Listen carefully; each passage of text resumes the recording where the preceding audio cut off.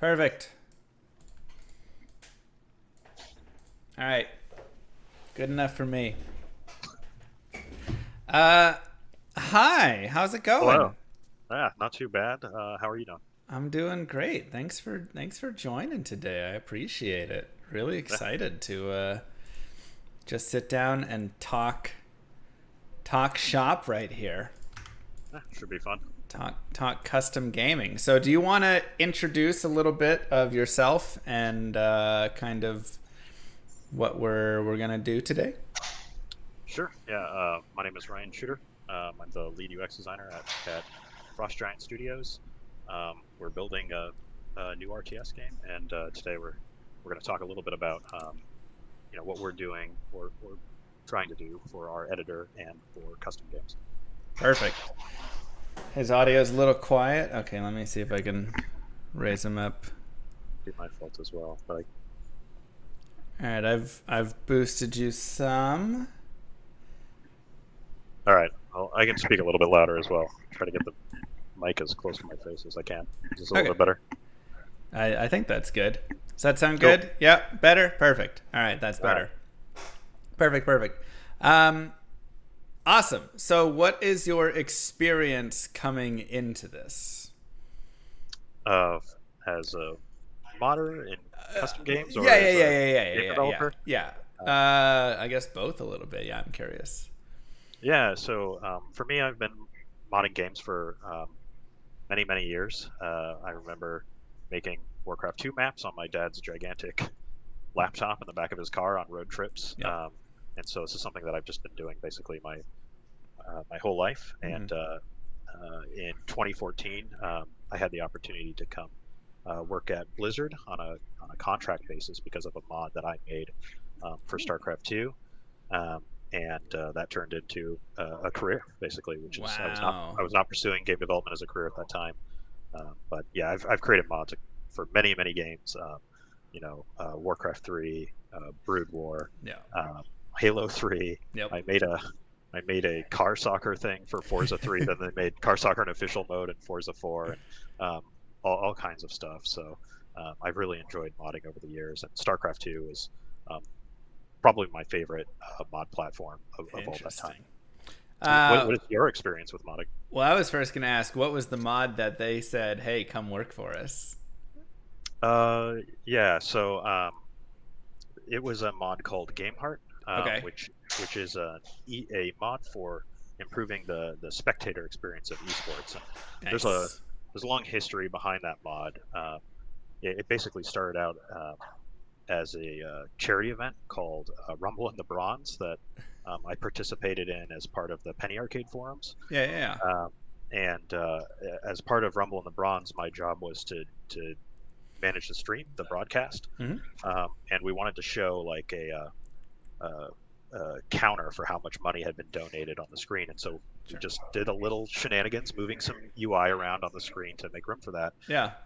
And over time, as a group, we had ideas on how to improve the UI and do things like that. And eventually, the idea came about to make it a mod that just does this Yeah. for StarCraft esports. And so I built that, Nice. worked on it for years, and um, you know, pursued tournaments to get them to use it, things Yep. like that. And eventually, it became kind of ubiquitous for StarCraft esports events. Even today, pretty much every esport event uses GameHeart in some form or another. Wow. Um, so Blizzard brought me on to make it an official part of the game on a contract basis, and then Yeah. after that, I applied for a job and they hired me. Nice. That's awesome. That's such a cool history through it. Yeah, my experience is a little bit different, a little bit less so. I feel like, but I still do have a ton of excitement and everything for just custom games and all of this because I grew up playing Diablo and Starcraft and Warcraft, to be fair, as well. And I kind of bounced all around between those. So it's like when I was in the RTS mode, I'd play mostly Brood War and some Warcraft, and then when I was done with that, I'd go back to Diablo 2 and bounce back and forth. And obviously, ultimately, I made my career in Diablo 2. But as you can tell by my name, I tried to make my career in StarCraft first, and just couldn't quite figure it out there. So I had to bounce over. There's a lot of SCs at the end of Twitch streamers' names across Yeah, many different games and there genres really these days. is. A lot of us really tried. We loved it. We just loved StarCraft, and no, we just couldn't quite do it. Couldn't quite make it. But from a like custom designing, modding, tool, everything like that, I think there are. To me, that's almost one of the most important parts of a game. I mean, you say things like Halo, like Halo 5 had really good modding, right? And, Doom, and you can go back to that stuff. You can go to, obviously, things like Brood War and StarCraft, like StarCraft 2. You can go to Warcraft 2, 3, all of this. And it created the piece that keeps everybody coming back and keeps a large part of the community just like there and interested, right? There's so many games that I played in like Brood War, from your bunker wars to your golems to all of the different bounds to just dodge the observers, siege tanks, turret defense. Literally just like everything that was there, you name it, Desert Strike, right? All sorts of stuff. And it became such an important piece that even things like the fastest mods, right, in Brood War and stuff, are like super played still to this day. Like, so many people love just playing on the fastest maps because it just is such a unique, great way to play the game. And then obviously you jump over to something like Warcraft 3, and you had Dota that came out of that, right? That's literally where I first found Dota and jumped into it, was right at the start. And I joined the game and I started downloading it and I got kicked out. And I tried that about 10 more times and I kept getting kicked out. And I was like, why won't anybody let me download this game?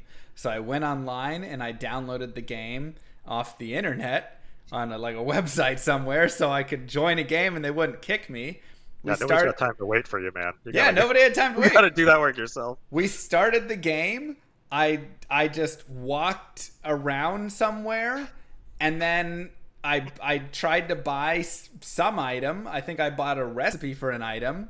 My team said, we got a noob on our team, GG, and everybody left the game in about a minute. And I was like, what just happened? It was the wildest experience I'd ever had playing a custom game.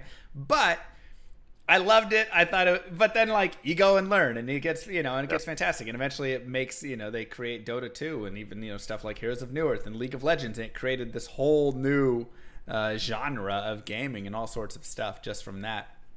So yeah, you really don't know what's going to come from these mods anymore. I think a lot of the most wildly successful games over the last decade have all come from mods. Right. It's just insane how big a deal it is, because you really don't know what people are going to do. There's this once you have thousands upon thousands of people playing with tools, building games. Yep. Inevitably someone's going to come up with something that is great and that people love. Yep. And it might even be better than professional studios, what they can produce or anything like that, because there's just there's so many little opportunities that empowering a huge audience to try to tackle those opportunities is how you're going to discover all of those different types of games that may never see the light of day, because who's going to take a chance making them for tens of millions of dollars or something like that. So it's such an important thing in games, and in particular the history and legacy of RTS games. It's been a big part of it. You've heard me, I modded Halo and anywhere I could get my hands on it, I was doing something. But it's really the RTS games, and in particular the Blizzard RTS games, that I think really stuck with me and impressed me with the sheer variety of things that people were creating. Because and it's a little bit different too.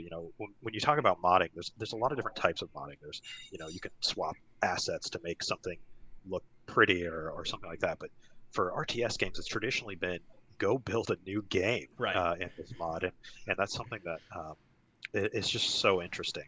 And just seeing the huge variety of things that people create.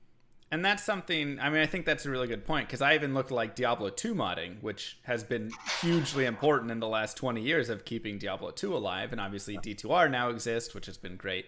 But, Path of Diablo, PD2, getting Median XL. It's like all of these were fantastic. And something like Median XL really did kind of take the game to a different game.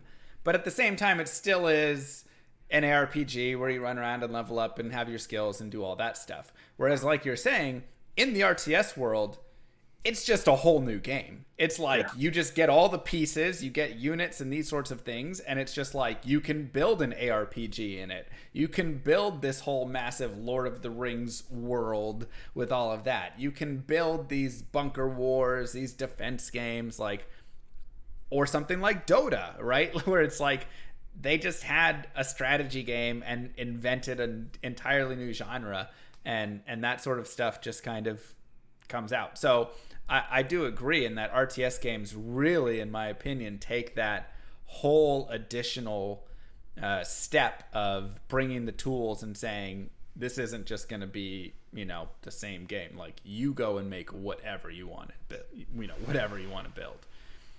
Yeah, I think there's so many reasons why I think RTS is particularly strong for that. I think that RTS as a genre has to cover a lot of bases. Between you have to be able to kind of do some city building aspects. You need to have kind of like RPG elements. You need to have really high unit counts, which means deterministic simulations, which enables a lot of types of mods that you wouldn't be able to do in other games that use different network models. Yep.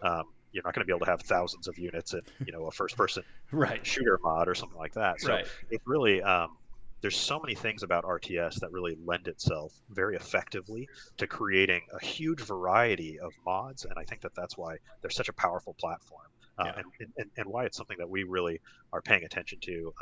We have on our team. It might even be more now because our team has grown a lot, but I know that we have at least 4 people on this team who were StarCraft 2 modders before they ever joined the StarCraft 2 development team. Nice. And some pretty prominent modders within the community, but also people who just came in and they just loved creating mods, and I think that that's really it kind of like it just speaks to how close to our hearts modding is on this team. We really, a lot of us come from that community, and we've seen the value that it adds to the game. On StarCraft 2, the numbers always surprise me at how many people were playing custom games. It's a huge pillar of the game, just right alongside competitive and co-op, and it's incredibly important. And the Warcraft 3 modding scene was arguably like even bigger. It was bigger, absolutely honestly, massive. It might have even been larger than standard. It almost certainly was larger than Warcraft 3 standard gameplay. So it's really incredible how big a part of these games it is and how important it is. Yeah.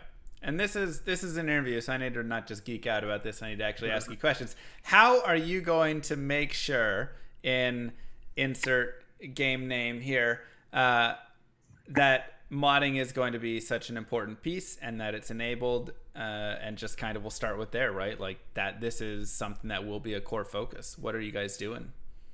Yeah, so the primary way that we're tackling that is by trying to make sure that our designers working on this team are using the tools that we will eventually be providing to players or to modders to make the game. So that's really important to us, and we're not quite there yet, but we're getting closer and closer and closer. Right now, our designers, for example, when they do scripting, they're still writing in text script, but we want to have some kind of visual scripting system, for example. So we're getting closer to where the content that we're going to be building for this game, we're going to be building using the same tools that we'll provide to users, and that is top priority for us, is to get those tools in place so that as we're building this content, not only are we sort of QAing the tools in a way, like we're making sure these tools are effective and they can build the things that we need them to build, but also that the things that we are building with the tools will be something that people at home, once they get their hands on them, they can open our maps and our projects and things and see how we built things. That's incredibly important. So if we go and we build a bunch of stuff in just Unreal or something like that instead of using our own tools, and then a bunch of people go to use our tools, they have nothing to learn from. They have no way to know how to build a map or anything like that because they can't open the things that we created. So we're trying to be very proactive about getting those tools done as quickly as possible, so as much of the content that we're building for the game as possible is something that people can open from home. But I wouldn't call it a side benefit because it's a large part of the reason that we're doing it. But one of the benefits of doing that is that hopefully these tools get stood up so quickly that we're able to make sure that there's a strong modding experience almost right from the beginning. Yeah, and I mean honestly, that sounds like fantastic, right? Because if I'm thinking, what's the most discouraging thing that could happen is me open up a tool or open up something that you guys did, and I have no ability of recreating it because you haven't given me the tools that you used for it, right? When Yeah, it's like, oh, okay, well, I can still mod and still do stuff, but I'm kind of, I'm sitting there wishing I had more power. So at that point, it's like, well, I get literally all the same power that the developers have. And I think that honestly will, make a lot of people feel like, hey, I can kind of be a developer here. I can really actually go in and, if they built this whole game using this system right here, why can't I build a game? yeah, and this is not an easy thing to do by any stretch of the I imagination. don't This is imagine it. it's an incredibly difficult thing to build these tools, and there will be cases where we have to work in Unreal as a development team. Sure. Like Sure. for example, one thing is our UI system. We are using the internal UI system for Unreal called UMG, which stands Mm, for Unreal Motion Graphics, I believe.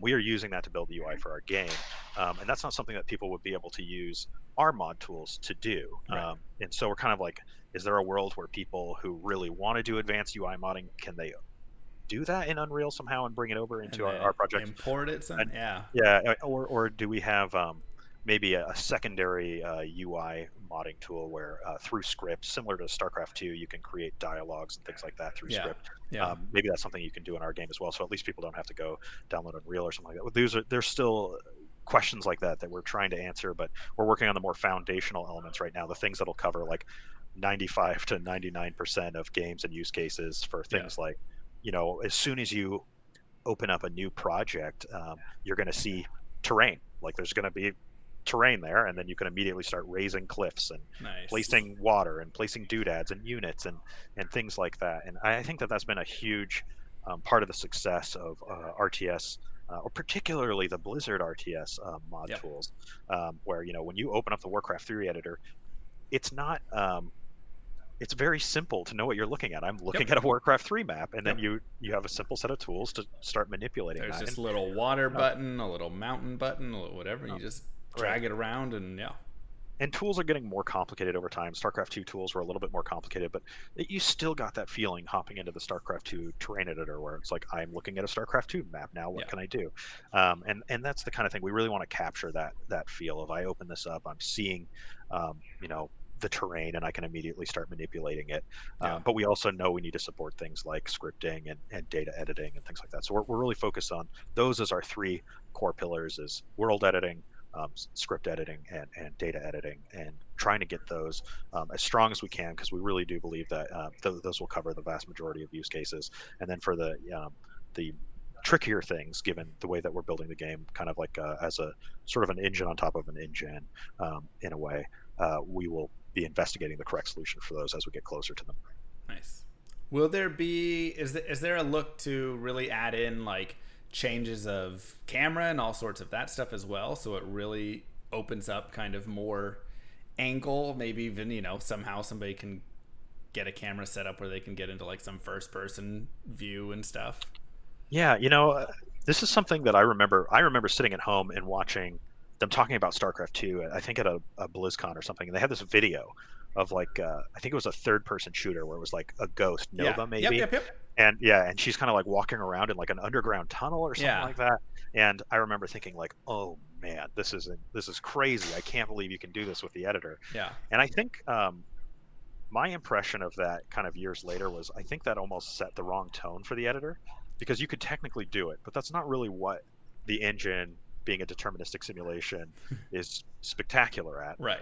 It's deterministic simulation is really spectacular at high numbers of units, Yeah. like tons and tons of units, top-down camera perspective, things like that. So Right. um, you will, just like StarCraft 2 modding, you should be able to change the camera and do all of those things the way you want. We don't have the mod tool for changing camera right now, but we can change the Sure. camera very easily, and that shouldn't be something difficult to expose. Sure. Um, but like, you will be able to do that type of thing.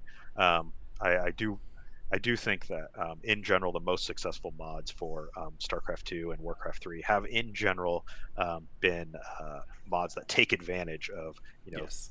high unit counts and that top-down camera and things like that. But people have created amazing things, especially in StarCraft 2. Um, there's there's been some really cool like third-person shooter mods and even first-person shooter mods. Um, I can think of a handful off the top of my head, but yeah, there's been some really great mods for StarCraft 2. But Yeah.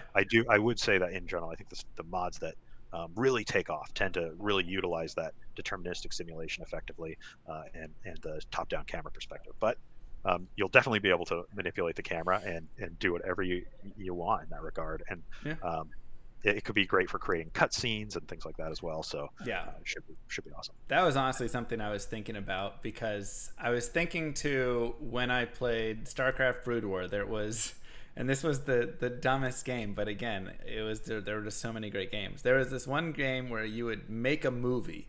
So one person was the director, and then everybody else would have their like scene area, Hmm. and basically you could go and you'd like put, you'd build whatever stuff and get the little units out, whatever things, and when you were ready to play your movie, uh, everybody's camera would lock onto your camera, and then you would move your camera around and type the dialogue for all of the people and move them in, and so it'd be like, Kerrigan goes and betrays whatever, and she, blah blah blah blah blah.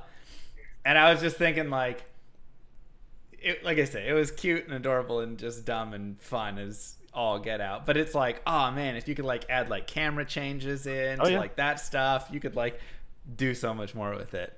And again, these were the games that I just loved.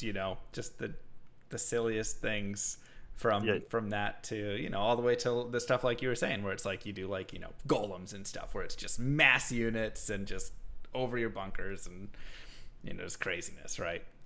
And that's what's so awesome about these custom games is you really don't know what's going to come out of it. Right. You cannot predict what people are going to make with it. There's just been such a huge variety of games, and um, when I say variety, I mean variety. Like they're Yeah. wildly different Yeah. from game to game. Yeah. And what's kind of interesting is watching everybody try to make their game work using the standard RTS UI. Um, Right. and it's kind of fun about that because like the RTS UI, you have to do so many things. You have to like control multiple units, and you have to be able to place buildings Yeah. and do all these other things that a lot of other games they might have to do one or two of those things, but they don't have to do all of them like RTS does. So it's just been it's fun watching how people like learn to adapt to the RTS UI to create whatever crazy game that they're making. Sorry, I'm like a UI person, so I like always look at like Totally the fair. UIs people are making for their games. Totally fair.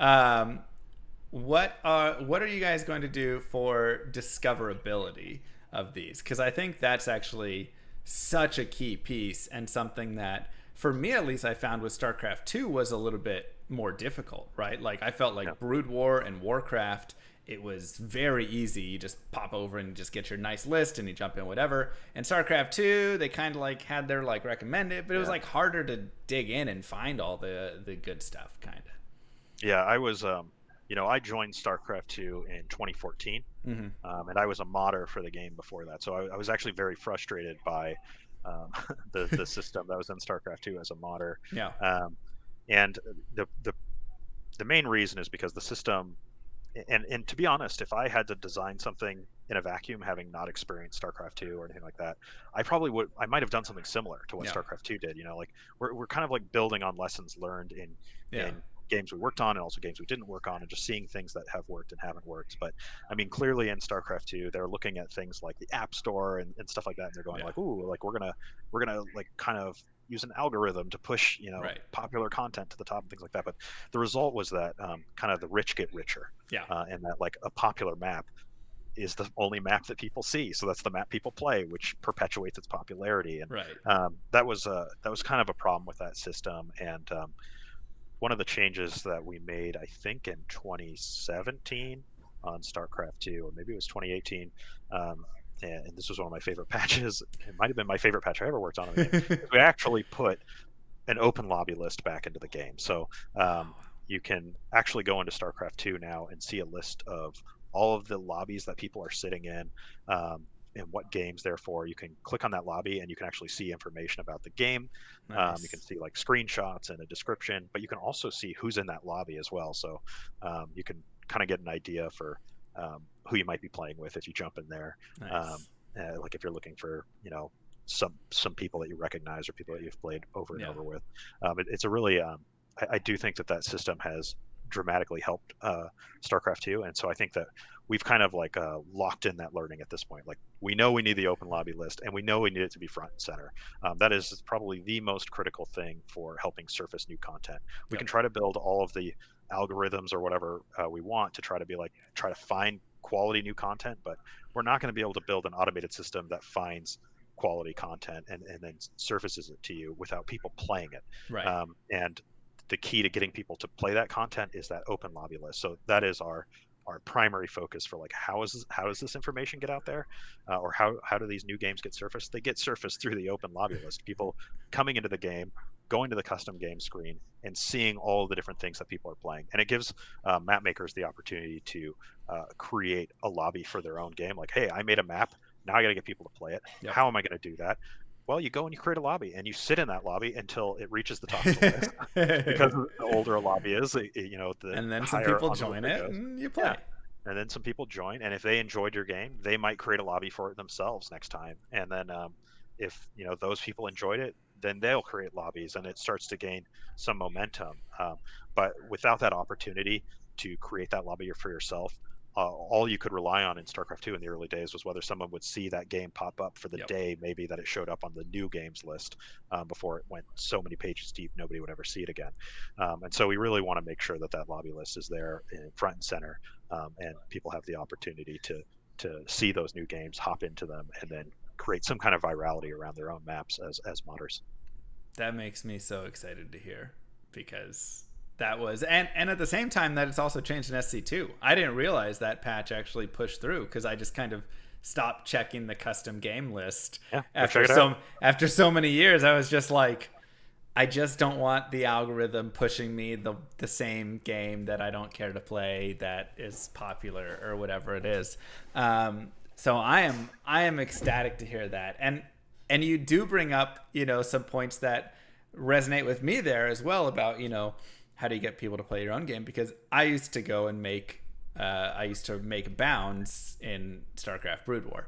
That was like a super fun thing I love to do. And they weren't as advanced as like Nintendo Bound or Anger Bound or any of that stuff. But I created some games that I had a good time with. I thought were really fun. They were really challenging. And for those who don't know, bounds were like obstacle courses. So you had to do a bunch of stuff that was honestly like, those maps were probably the jankiest, I would say, of all, because they pushed it. You had to do a bunch of janky stuff with the scripts to get it so that explosions would like actually happen and not be clickable and all sorts of things. And it was a mess. You had to do a lot of stuff with it. But once I would finish spending hours and hours and hours and hours on that, I would create a game and sit in my game with this new bound and wait for people to join, and then we'd play through it and then rinse and repeat. And I just had a blast just playing through my bound, or the multiple that I made with other people. And then of course the greatest thing is the day you show up and you press the join game button and it shows somebody hosting your bound, and you're like, oh, what a great day. So it's like, I love that that's something that you as well understood and were frustrated about and made a change to and everything, because I'm like, yeah, that was it. That was the fun. And that's how you get kind of more of that discoverability, right? You get that game kind of more out there. Yeah, it might Good. not be the only approach. So if people have ideas, Yeah. tweet at me or something like that. I would love to hear more ideas on how to allow modders to surface their content besides just an open lobby list and a new maps list. Like, how else Yeah. do we get that stuff out there? Yeah. But I think the open lobby list is really the key to success for that system. It really is. It's an ecosystem, and that open lobby list is a critical part of that ecosystem. And yeah, I'm really excited that we're going to be able to kind of get that. Like, in fact, the open lobby list is one of the first pieces of UI that we're building for our glues. Like Perfect. we've got that because we need it for playtesting the Yeah. game. Yeah. When we want to play with each other. So it's something that it's going to be there because we have to build it Yeah. pretty much even just for playtesting our own game. But it's going to be a really important part of the custom game ecosystem. Are you guys going to focus on doing even more discoverability, like hosting competitions or promoting, maps that you felt were the best? You guys played the most internally or anything like that? Yeah, I think that's something that we're definitely going to look at, but we're so early right now. Yeah, I mean, Star, obviously, yeah. StarCraft 2 had some arcade map making contests that, like, I think the first one they did, I had just started at Blizzard as a contractor, which like disqualified me from participating in it. So I was like Dang. really bummed actually. Um, but yeah, I mean those kinds of things. I thought they were super fun, and Yeah. so maybe we'll explore ideas like that as well. But it is so early right now that you know that kind of engagement stuff is things that it's kind of like down the road for us to look at and think about. But it doesn't hurt to think about it now. So if people have ideas, send them Yeah. along. Yeah, of course. Um, what tools, yes, this is someone in chat, they're saying, what tools would you say you're most excited about for the custom map making that you're bringing in? Ooh, so the thing that I am most excited about right now is our data editor. Okay. Um, and the reason for that is because I've never been particularly good at data editing, particularly in StarCraft 2. It's a very, very complicated thing. So in StarCraft 2, for example, the Marine has 73 fields or Right. properties, Right. something like that. Yeah, And yeah, then it has something like 30 or 40 associated pieces of data as well, with yeah. different data Jeez. objects. And each one of those has its own set of fields. And just going in and I'm like, I just want to change the health of the Marine, or I just want Right. to change the damage of the Marine or something like that. It's really it's pretty overwhelming to Okay. sink into that. And one of our designers, Chris Fugate, one of this incredible systems designer we have on our team, he had this idea where there's sort of an advanced and a simple editing mode. Where the advanced mode, you can see all of those data objects and you can see every field for things like how high is the status bar above the unit's head and things like Yeah. that, like things that most players or most modders are never going to care Never about. gonna care about, But yeah. we can go in and flag those fields as being important or favorited in some way, so that when you're in simple mode, um, you see those fields, and it'll actually look at say a soldier, and then the weapon for that soldier might be a separate piece of data, Mhm. but the soldier sort of understands that it owns that data in a way. And if you flag one of the fields on that weapon as important, when you click on the unit in data, it will show fields on the weapon as well that are important. So it'll Okay. say, here's his rifle damage or whatever. Yeah. Um, so that's something I'm really excited about because I think it'll actually surface um, data editing to me in a way that I wasn't really able to use it as effectively in the Mhm. past. And because it can get very complicated. It's a lot of these guys. On our team are very well versed in data editing, but it takes a long time to get there. Yeah. And I'm hoping that our system will make it much more approachable for people coming in and wanting to edit data for the first time. Like I just want to copy paste the soldier and then make a super soldier who has more health and more damage and moves faster. That should hopefully be very, very easy for people to do in our system. That's what I am most excited about. Because I struggled with it so much in the past, and I would love to have more flexibility and power there. Yeah. Just to jump in. So are you looking at bringing in multiple even kind of layers to that? Because your starting example is like you just want to change the health of a Marine or something, right?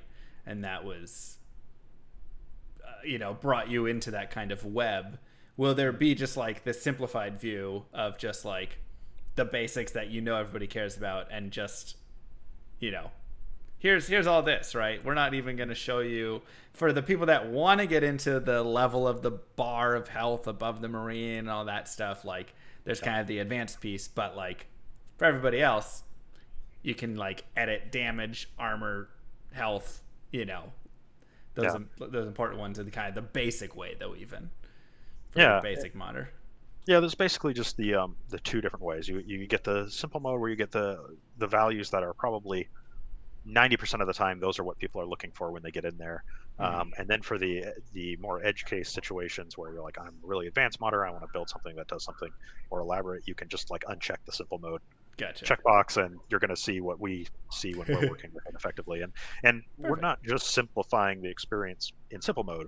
we're trying to make the advanced mode Yeah. feel a lot more Yeah. Yeah. Yeah. understandable and easy to use as well, by creating like clear flow between, like I'm clicking this thing on the Yeah. left and then I click the next thing and then I'm always moving left to right, and um, trying to just through the presentation of the data editor, we're trying to make it as easy to understand as possible, even when you're using the much more advanced mode. But yeah, I just really love that idea of his. I think it would have made data editing much more approachable for me when I was getting started, and honestly, even right now, my data editing is definitely my weakest.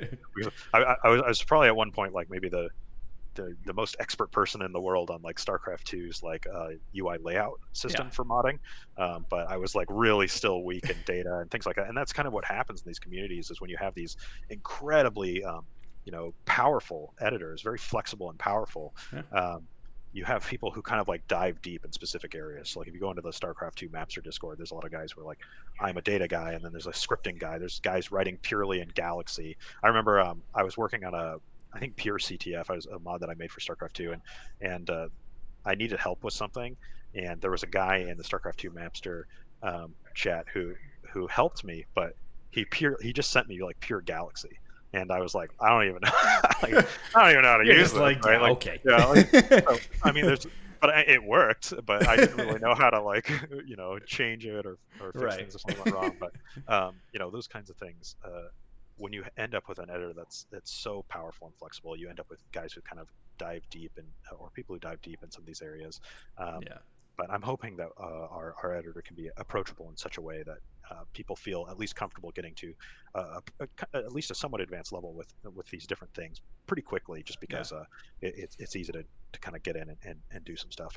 And in some ways, I'm helping kind of uh, set the vision for this editor through UI mockups and things like that. And because of my mediocrity with data and with some of these things, I'm hoping that will actually help me in creating something that feels a little bit more approachable for people, without kind of um, making it harder to use for super advanced users, because we still have to use this tool to Yeah. develop the game. So we've got guys like Chris that I mentioned, who are going to have to use this tool every day, and they're going to be really unhappy with me if it's really unpleasant. So we really want to kind of hit both use cases as best as possible. Nice. And I agree. I mean, I think, maybe your lack of data knowledge right there could actually end up being a strength right here, or a benefit overall to the game, because you bring in that question, right? You come in and say, hey, let's make sure that this, like, can we make sure that someone like me, who was so skilled in UI and stuff, can look at data and not go, oh man, this is another whole world I'm confused in, all of that. Like, Yeah. I think there's definitely, a lot of good that can come out of recognizing that, and then saying, how can I make this a little bit easier for anybody else there. I feel like in some ways that's why I've been drawn to UI as well, just because like I actually have a really hard time learning and using UIs and in many games when I open them up. And so I've always been like, well, why didn't they do this? Or like, why, like, oh, I understand it now, but like, why didn't they do this much Yeah. simpler thing?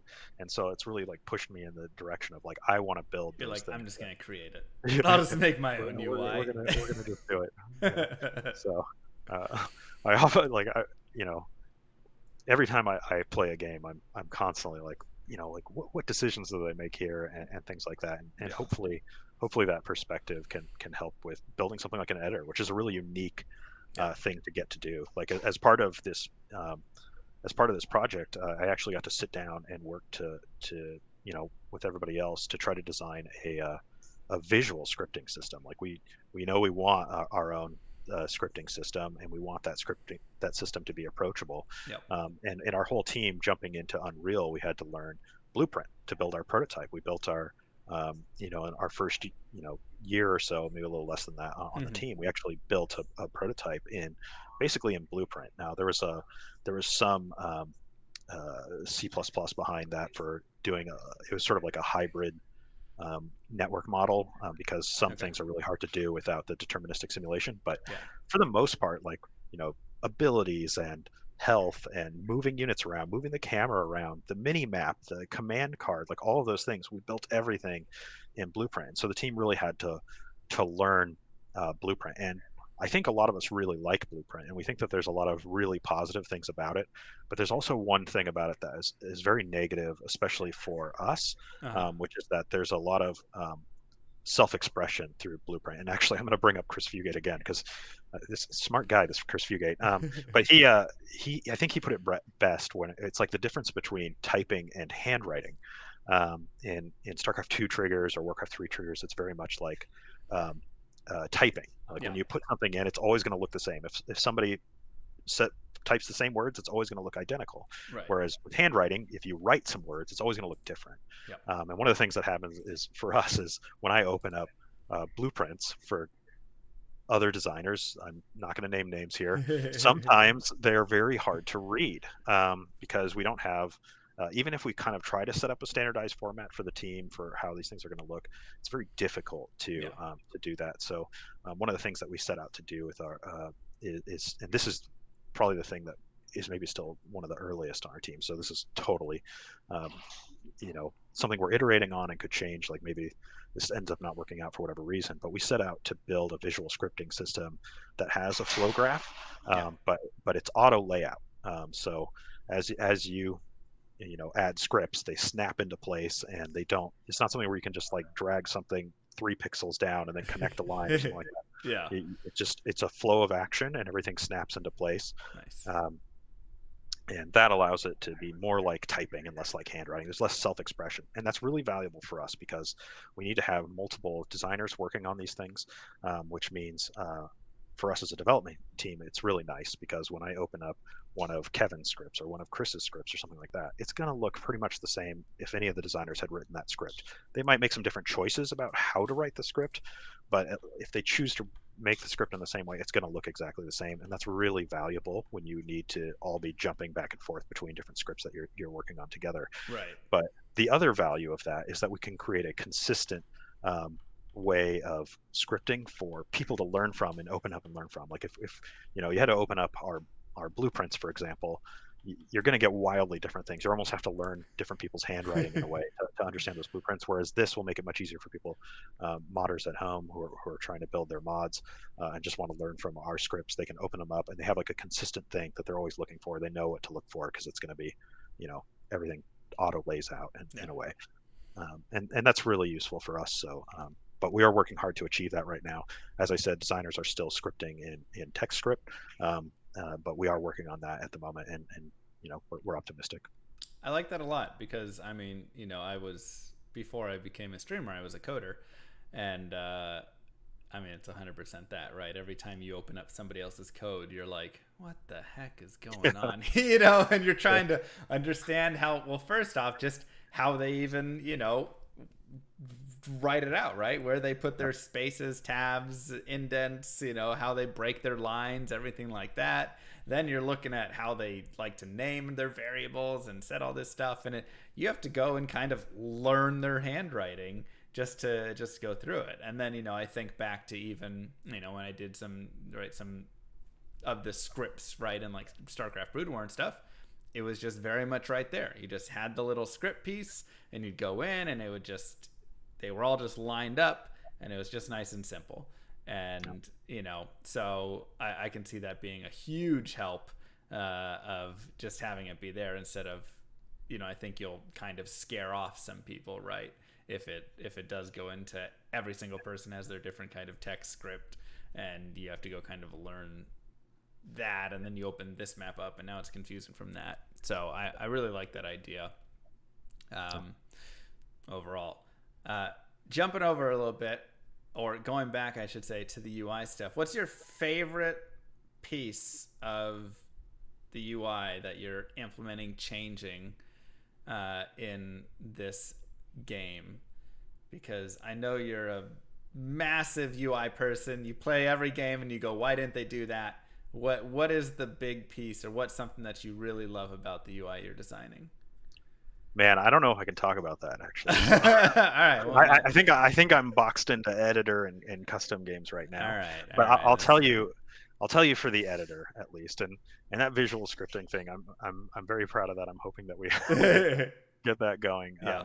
But I really want to kind of standardize the way people interact with the editor, and that like as you move through the modules, you kind of understand the hotkeys naturally because the hotkeys in some way mirror what it's like to play the game. Okay. And we're you know they'll be like kind of grid based and things like that. Yeah. So it may not look the same, but you'll kind of understand the concepts. I think immediately if you play the game, you'll be able to switch into hopefully making maps for the game because your understanding of how the hotkeys function and things like that will hopefully carry over at least a little bit. And that's actually one thing we haven't talked about a little bit, but one thing that we're doing that's going to make this editor, I believe, much more approachable for people is you're going to be able to launch it from right within the game. And this is something that I think some Age of Empires games have done in the past. I think Age of Uh-huh. Empires 3 at least did this, or maybe it was 2. But you basically can just launch the editor from within the game. So like at the top, you're like, oh, I'm gonna play campaign, or I'm gonna play Yeah. co-op or whatever. Yeah. Um, yeah, there's gonna be a button up there that when you press it, you're gonna open the editor, and Nice. then the game is just going to switch to editing mode, and it should be able to switch back and forth pretty quickly between editing and playing the game. And that's something that I think by kind of making it a first class citizen, like this is a big part of the game. Like Yeah. go check it out. I think we hopefully like encourage a lot more people to open Yep. the editor and go and play with those things. And maybe a lot of those people go, you know what, making maps, maybe it's not for me. But Yeah. maybe a lot of people who wouldn't have done it otherwise because they had to go into Windows somewhere, into some folder, and then click the green icon or something that Starcraft they don't map even know what it editor. is. Yeah. Yeah. Um, maybe some of those people will click that button and then go like, why not try it? And it'll turn out to be something that they really love, and maybe it'll turn into careers for them in the future or something like that. Yeah. And I think that that's going to be it's going to be a really awesome thing for us, and that isn't easy to make work either. But we've been working on that, and it is functioning in our project right now. So that's Nice. something that we're going to be able to do. So I think So that's going to be a lot of fun. yeah, I mean that sounds really great. I love the idea of it because I think for me, like that probably would have even got me faster into it than originally. It took a Yeah. bit before I was like, what is this other application that came with it, and I can do stuff. And once I opened it up and played around, then it was more fun. But again, it shows that you guys are having that focus, which I think is great. Um, Speaking of careers out of it, is there going to be any way people can monetize from that, right? If they're creating anything within game, any piece like that, is it just going to be a fun, chill, free thing there? Or is there like hey, this map editor, links his Patreon next to it? I don't know, whatever it is. Yeah, it's something we're definitely talking about. What form that takes, Yep. if any, Yep. is still questionable. There's a lot of things to be worked out.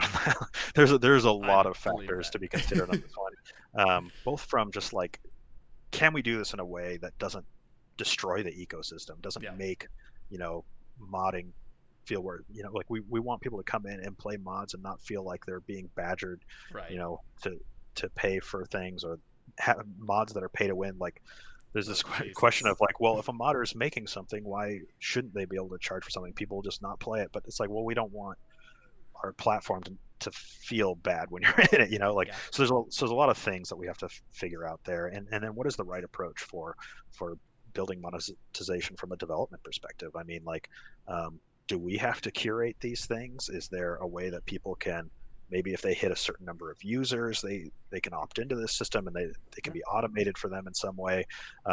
Basically, like, this would be a very difficult thing for us to support as a relatively small development team, Yeah. and to curate and to make sure, like, if mods are being sold, what if the person takes down their mod? Then people who bought it, like, do we have to refund? Right. Like, there's all kinds of, there's a lot of problems with that. So we have to find a way to, if we're going to do it, we have to find a way to do it that's really positive from, uh, you know, the community perspective, and Yeah. also from a development perspective, and of course for the modders. And so it's a tricky question. We're working on it. We're looking at it, and it could land almost anywhere at this point still, because we're pretty early in those discussions. Yeah, and I mean, I can imagine as well from a legal perspective. I mean, there's probably a ton of issues, and I'm already thinking like, okay, you could do like contests or the map, but then I had the same idea. And I like that you at least had the sense of mind at the start there to even say like, we don't want this to feel bad, Yeah. because I think that really is something that a lot of people don't consider. And it's even the same idea of, a lot of games that have come out now. And I'm not going to get on my high horse or whatever and just talk about this for the next 30 minutes. But I'll say very quickly, it's like a lot of times when games do implement constant monetization, all of these things, have the pay to win, have the whatever piece, have that, all of that piece over and over and over again, it changes the system, it changes the ecosystem, it changes, if there's a real money auction house in the game or whatever it is, it changes how people play the game. And a lot of people turn it into the job more, and it can lose a lot of fun when you bring it away from that aspect. So I think it's something that definitely could be brought in, but at the same point, I think maybe the best solution that you end up with is we just don't. And I think that could still honestly be great, because a lot of times people are just making these games to have fun, and it's the most fun when they're just making them to have fun and people are just playing them to have fun and not being badgered to do XYZ to make it so more people like it so they get paid more and whatever stuff. So Yeah, I can understand both sides. For us, the highest priority has to be making it still fun and feel Right. good to be in there and playing these games, because if it's not, then even if we did monetization, it wouldn't be successful if nobody wants to come play the games, because Yeah. it's an unpleasant place to be. Yeah. And so we have to figure out, if we do it, what are the guidelines, what kind of restrictions do we put on how people can do it. There's so much to be discussed there, and we certainly have some ideas right now, but we have to vet those ideas, and that's a long process of making sure that the things that we're thinking about are correct. So there's a lot still to do. Um, Jumping over a little bit, for will there be any ability, and I want to throw it to more than just this basic question, but the idea of having spectators in games and making it like easy for spectators, having almost a different spectator view, and at the same time allowing people to kind of spectate in and out, like for instance like Dota has, right, where you can jump Mm. in, watch somebody jump out, things like that, because that's something that I've actually found I really loved, in that game. And I'm like, man, I wish I could just like jump in and watch my friend's Starcraft game going on or whatever. Yeah, that's you know you're kind of talking to the right person and the wrong person at the same time, because certainly spectating has been a big part of my career. It's why I have a career in games. Uh-huh. And so it is really important to me that the spectator experience for the game be really positive, and for custom games. But as far as being able to jump in and out of games, I think that's definitely something that we would like to have. And I can't make promises on that either way at the moment. Fair. But yeah, it's definitely something that we see other games doing, and we certainly like that functionality. So It's yeah, nice for the queue times. If you're sitting in a five, yeah, six yeah, minute queue, it's like, yeah, I'll just go watch my friend for a couple minutes, yeah, and then I'm good there. yeah. No, for sure. And or like if you just want to play a game with your friend and they're sitting in a game, like Right. I play a lot of Heroes of the Storm, Okay. and oftentimes I'll hop into Heroes of the Storm, and then my friends are like 10 minutes into a game, Yeah. and I'm like, are they gonna be done in Right. 5 minutes, or are they going Right. to be done in 15 minutes when I could have maybe played an entire game? I don't know. It would be Yeah. nice if I could just hop in and watch them play, so that I could have something kind of do while I wait for them to finish, and then I could join up with them potentially. Yeah. And that kind of experience, I think, is something that we see as really positive. So, Yeah. but certainly I can't make promises on that right now. Fair enough. I'll accept that and just leave it as a desire right there from me, at least. Maybe a couple other people, who knows, but at least from me. Um, so I know that we're at like an hour here. I don't know if you have more time or if you're where you're at on your time. I just want to check in real fast. Um, yeah, I mean, if you have more questions, I'm willing to stick around for a little bit longer. But yeah, if Okay. you have specific things you want to ask. Uh, let me think on. I mean, you kind of nailed a lot of my strong ones. I guess the first, kind of going a little bit more chill. What is your favorite mod that's been created? Favorite game mod? Favorite game mod that's been created. Yeah. I mean, of for any game, for any or game. One that has and something about it that inspired something maybe that is also coming to this game, right? I mean, that could be a second piece that's like one is your favorite and one is, you know. oh, that's an incredibly difficult question. But right now, I've been playing a lot of Surviving Mars, Okay. and there are so many. It has a really thriving mod community in many ways. There's a handful of modders. They've released content packs um, from modders as part of the game and things like that. And so those are the mods that are just coming to my mind. But they probably wouldn't fall into the all-time list. But those are what just like keep coming into my mind right now. I think. I think for me, um,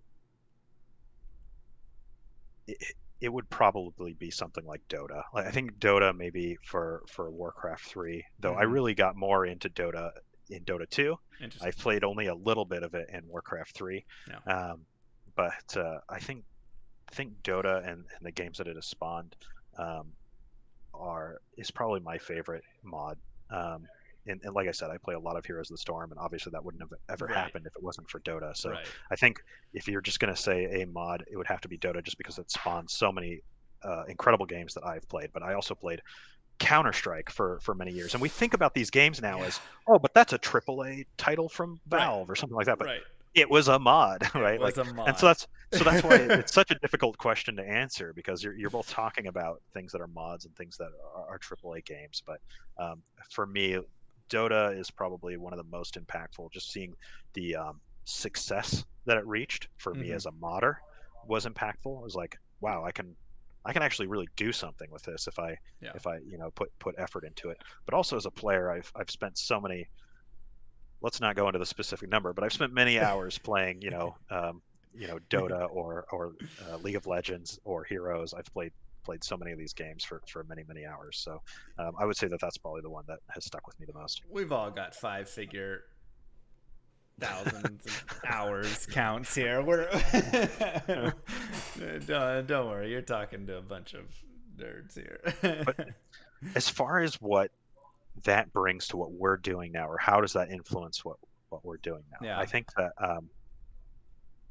I don't think that there's anything specific about Dota that says like, hey, this is what are we going to take from Dota for our system. But I think that Dota paints a picture for us of how important it is to have a tool set Yeah. that can do such a wide variety of things. Like, do we have, you know, do we need to have support for items, even if maybe our game doesn't have it, or maybe it does or doesn't? I don't know. But like, do we have to build, support for these different types of things that maybe Yeah. other games would use? And I think that um, all that does is point to a a picture of how important it is that these tools are broad and flexible, that they can support any number of things. I think that's the biggest takeaway from Dota, because it's such a wildly different game than your standard RTS game, even though it's built in an RTS engine. And Yeah.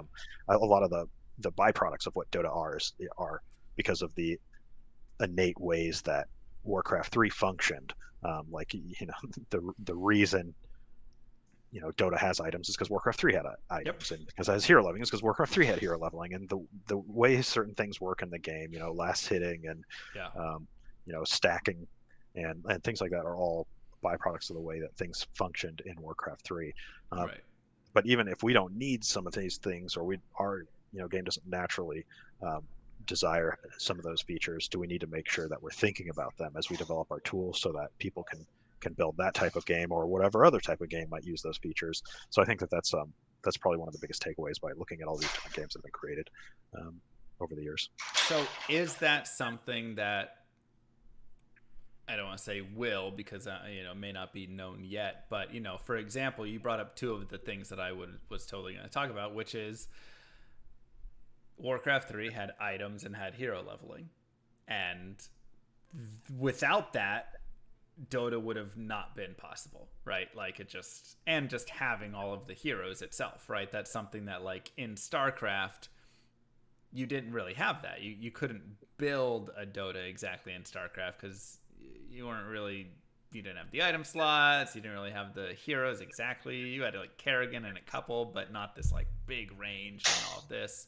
with the spells that they could cast in that way. And kind of, it definitely had more emphasis on the hero there. So is that something that you guys are looking at potentially bringing in and focusing on, right? Or is that something that's already there? Is that something that's planned? Just items, levels, that sort of stuff to really open it up. Yeah, I think that our goal has to be that people can do these types of things Okay. with their mods, and whether they work in the same way that they did in Warcraft 3, I think is questionable. Whether our data system is flexible enough that people can create their own level system or their own Yeah. item system and data, Yeah.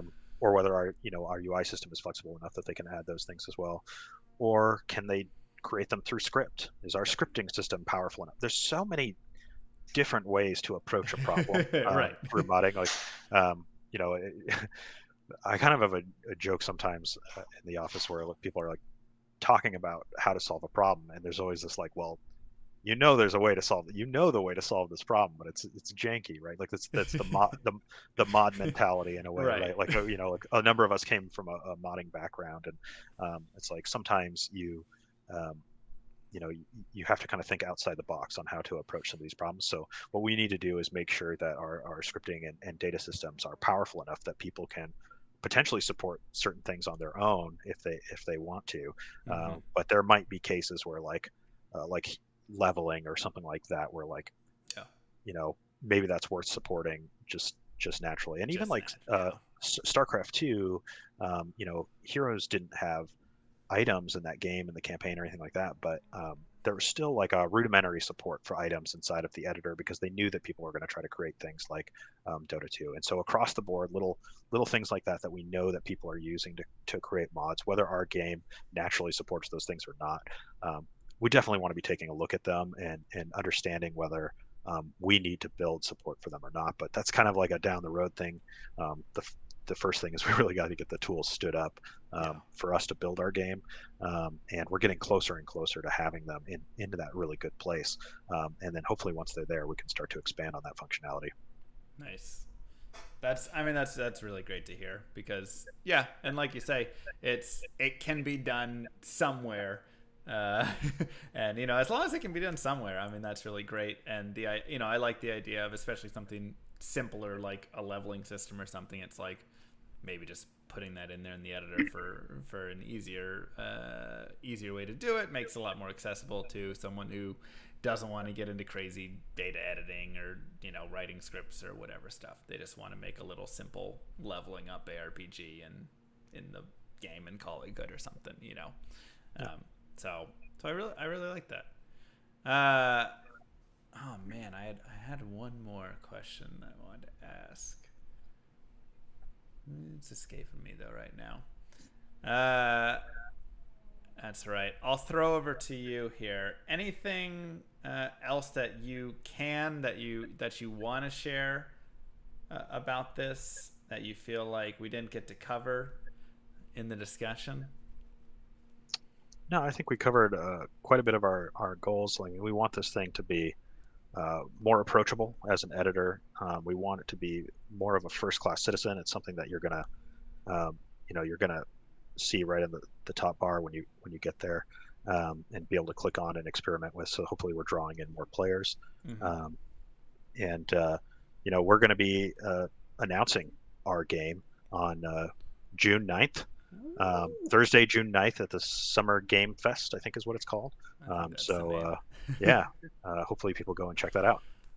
That's awesome. I am extremely excited to hear what the name is actually going to be and get a little look right there. What are we going to be able to see? Are we going to be able to see like the editor and stuff as well during any bit of that announcement? Will there be a little like quick show through of that at all? I'm not sure if there will be anything about the editor, but just go and check it out, and we'll see what you see. Fair enough. All right, June 9th at 11 a.m. Pacific time. There you go. 11 a.m. Pacific time. It is going to be announced.